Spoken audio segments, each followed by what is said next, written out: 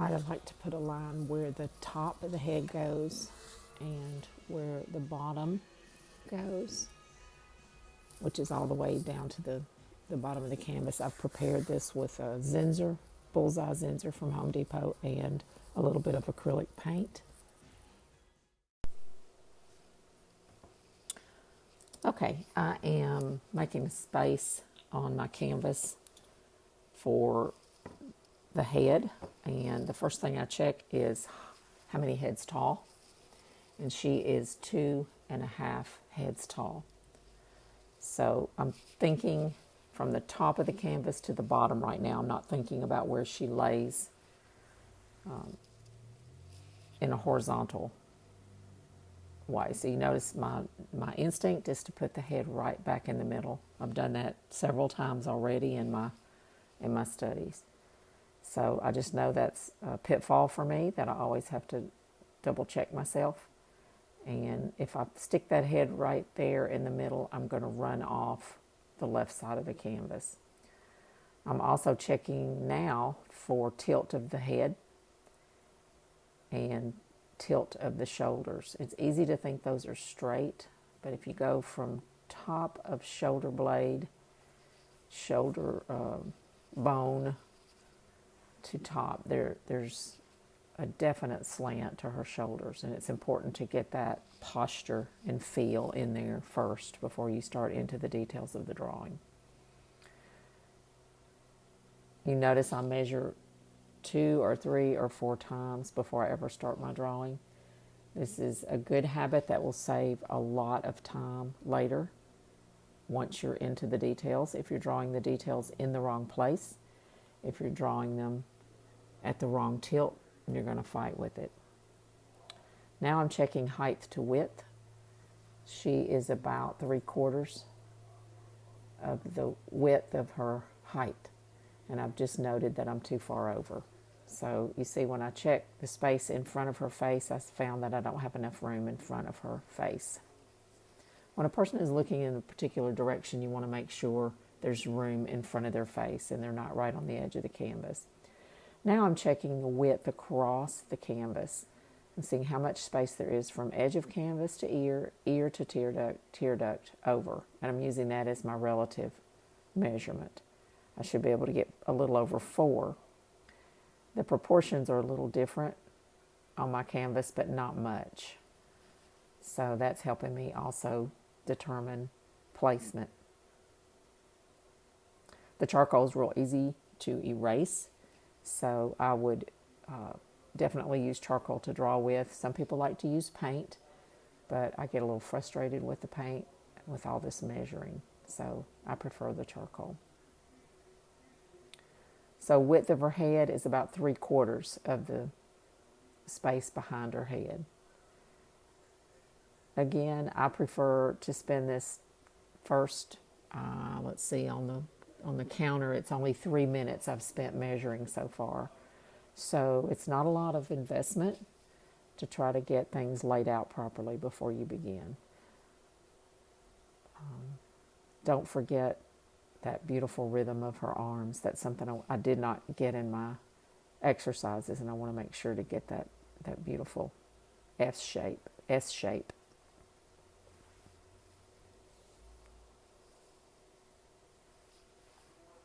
Again, I'm checking height to width.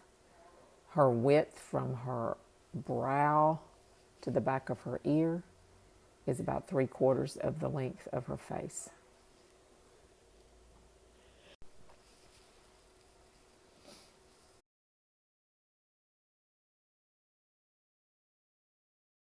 I'm just using my hand to erase with. If you're using pastel, you're probably not going to want to use your hand because there's a lot of oil on your hand and you don't want to get that in your paper, but it's fine for painting. The paint will cover over that with no problem. Again, I'm retaining that beautiful S shape. That S shape comes all the way over to the right edge of the canvas. I just want to make sure I don't forget that. That arm brings you back up to her face, so it's really a part of what makes this such a beautiful pose. I'm about 5 minutes in, so I've taken a good 5 minutes to measure. Typically, to draw a head, if I'm in an open studio, the first 20 or 25 minute segment, I can get the head drawn. And that's about what it took me here. Everybody's different, but I've just noticed that with myself, I can usually get an pretty accurate drawing down with placement. Not a beautiful drawing necessarily, but I can get the basics down in about 20-25 minutes. Now I'm finding my halfway mark from the top of her head to the bottom of her chin is where her right tear duct is. So I'm going to note the halfway mark so that when I start placing the features, I can have a reference point. Now I'm dividing the face into thirds from her hairline to her eyebrow, from her eyebrow to the bottom of her nose, and from the bottom of her nose to her chin is a little bit wider. First two segments are equal. So hairline to eyebrows, I'm going to use my charcoal to measure eyebrows to bottom of nose to chin is the largest area of her face.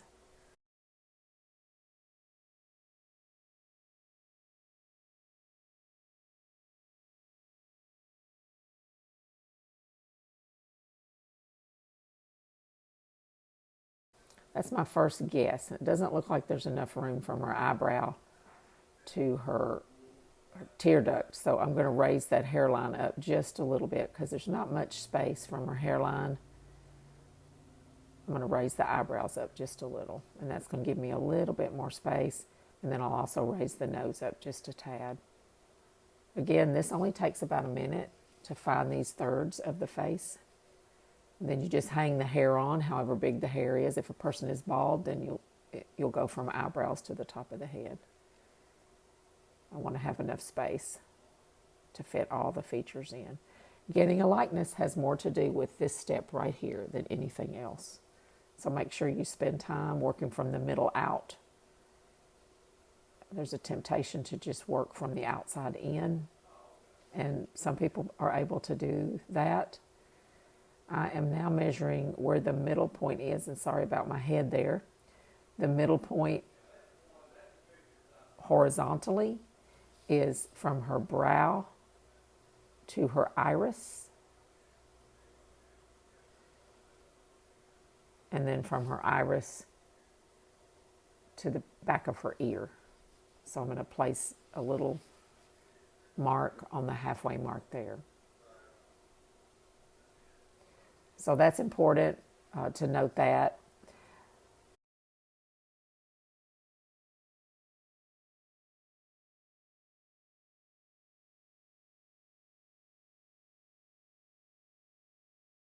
Okay, now I'm finding my eye width, starting right there from the tear duct to the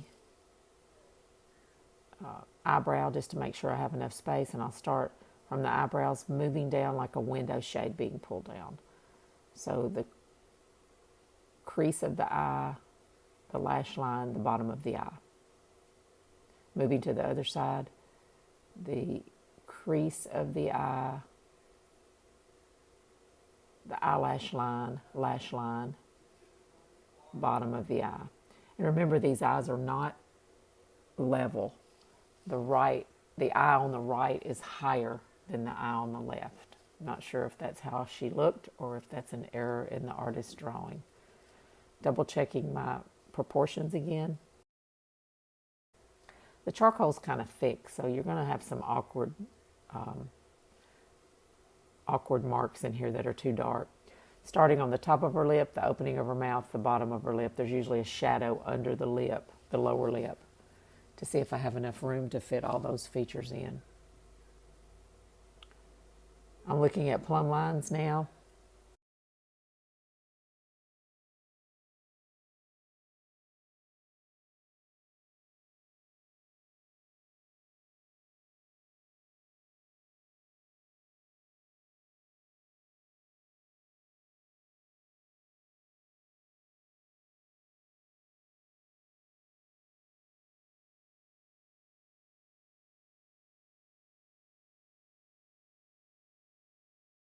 All right, I'm going to go back and kind of start to draw a little bit of detail. If this big piece of charcoal, even though it's vine, bothers you, go ahead and get you a little charcoal pencil for these small details. But note matching angles as you go across the face. Now you've gone down, now we're working from the inside out and going across the face. The only true horizontal is her upper lash line on the right eye and her nostril on the right. Those two are horizontal right there. There and her nostril are horizontal on the face. Everything else is at an angle. Her chin is almost horizontal, but there's a slight tilt upward to the right. Matching angles constantly with your charcoal or with a stick or a paintbrush. A wooden skewer works good to match angles. This is a methodical way to go about it, but if you're trying to get a likeness and you just try to wing it, it's gonna be a challenge. Now I did put the fullness of that cheekbone in there because it's very, I see an oval there. I'm looking at plumb lines from her tear duct to her nostril, that's straight down. And then I'm going to draw the ball of the nose. And you only see a little bit under her nose. I also kind of look at where the top of that ball lines up with compared to her eye. So putting a ball on the nose is real helpful. Again, going back to your basic shapes.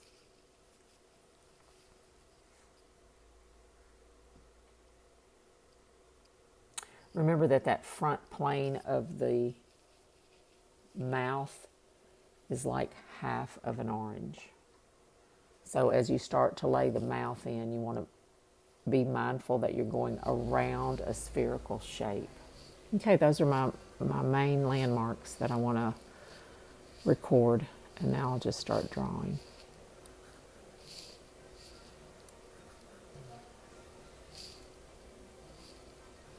It's going to be harsh with this charcoal.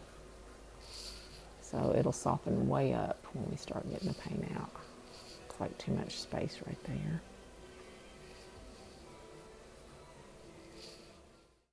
I have noted with a plumb line where the corners of her mouth are vertically. They come straight. The left corner of her mouth comes straight down from the left tear duct, and the right corner comes straight. The top of the ear is even with the eyebrow.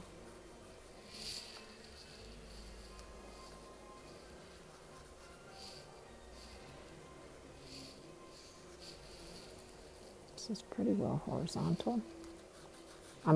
Vertical, sorry. The bottom of the ear is even with the nostril.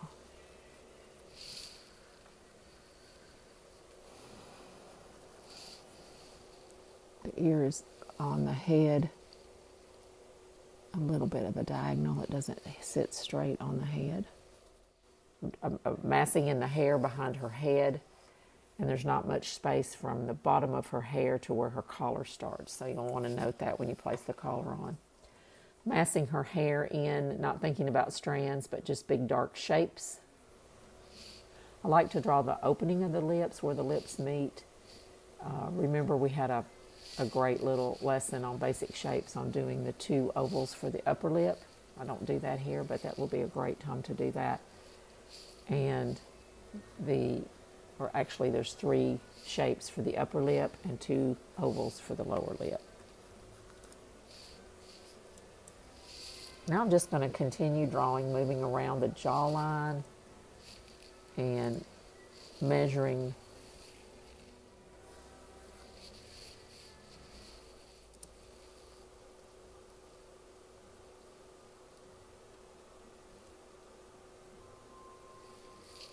eyebrow to opening of the mouth is the same as chin to the neckline.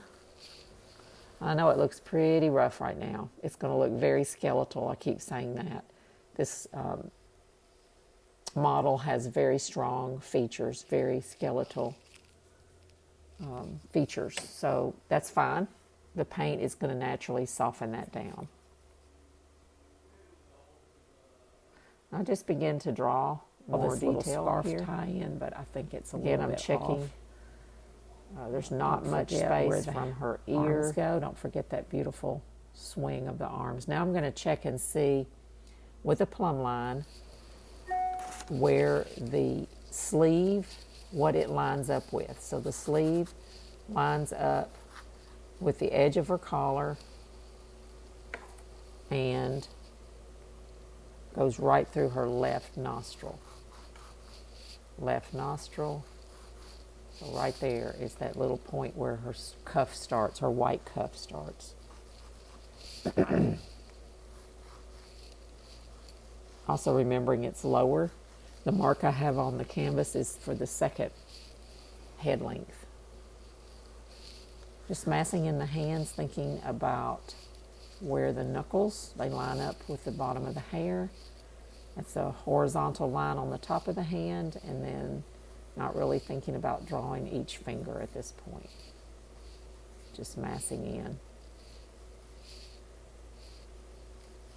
Really looks better if you do this. When I draw hands, I like to make the knuckles circles where each knuckle or joint is, and that's something that I can do a little bit later on. The hands are not really the focal point here. The hand on the right side of the canvas is much more defined, so we can work on that later. Right now, I just want to get the big, simple shapes in. And I want to measure, because I'm not sure where to place that hand. So I'm going to measure that in a minute. And I'm just softening some of my hard charcoal lines, because that's driving me crazy. So much easier to do this with charcoal than it is graphite. My surface is nice. The Zinsser coated it well, so it's not real chalky. Now I've measured from her hand to the bottom of her chin, and it's the same as a head length. So that shows me I'm pretty close to where her hand should be. Yep. Remember that the fingers are always on an arch. So we're always tempted to go straight across with fingers, and they're always on an arch. So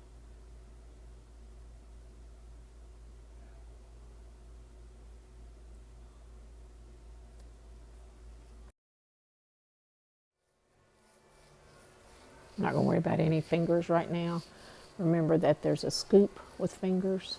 They go this way, they're not straight across. So just put that in. The arm comes over here about mid forefinger. I want to determine where her sleeve begins. If I follow that all the way up, I can see it's just outside of her hair here. There's a bit of rhythm here with these drawing lines. Her head looks a little too long to me. All this is so harsh with the charcoal, so it'll go through some really awkward stages. Don't worry about that.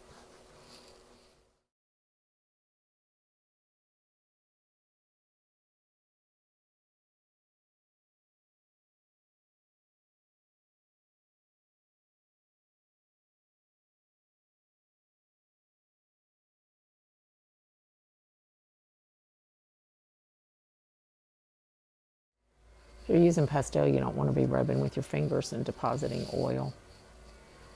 If you're using oil, it's fine for paint. Let's see about this rhythm here. And this here comes up through her chin. This comes up.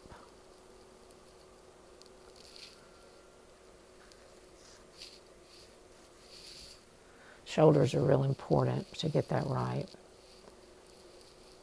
So if we were to follow the shoulders here, they would go through this section of her chin. I want to determine where her sleeve begins. If I follow that all the way up, I can see it's just outside of her hair.